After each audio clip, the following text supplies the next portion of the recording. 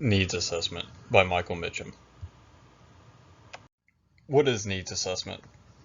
The quality of an employee's training is directly reflective of how they will perform on the job.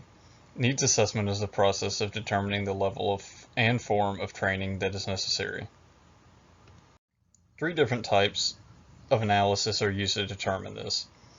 Organizational analysis is used to determine what kind of training is viable for a company based on the internal factors such as available resources and a strategy currently being used in the business. Person analysis is used to determine the source of the need for training from lack of skills or knowledge, along with which employees should be targeted in training. Task analysis is used to determine the contents of the training and what process should be emphasized. Why is it necessary? The answer to every problem is not training. Often employees wrongly attribute a problem they have encountered to a lack of training. This prevents unnecessary or the wrong type of training from taking place. Often the answer to a problem can be as simple as a lack of communication or motivation somewhere in the company. What does it determine? Needs assessment is the first step in the training design process.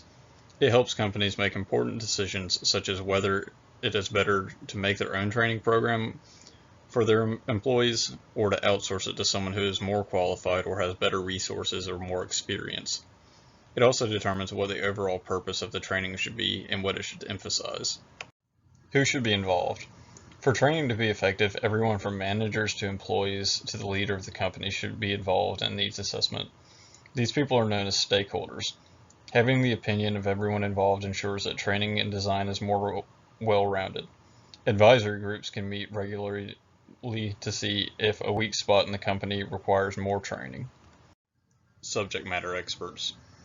Subject matter experts, or SMEs, are the most knowledgeable to what is actually required in training. Through their past work experience, they have learned the issues in past training design, what it takes to do a job right, and the necessary tools. The people who are currently working the job, known as incumbents, are usually also involved in this process, as they are the most up-to-date on day-to-day processes of the company and can make or break training. This chart does a great job of showing that needs assessment should always be an ongoing process. After training, you are able to reassess your company's needs and fill in any gaps that have been left over.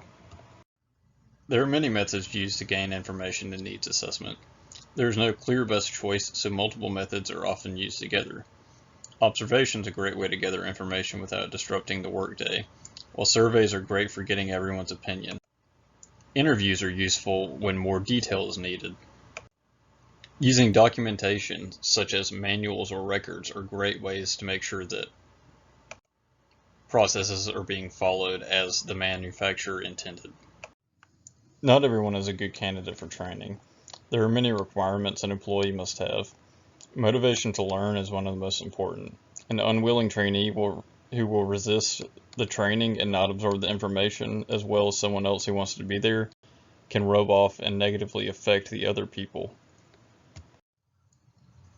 Self-efficacy even goes a step further than just motivation.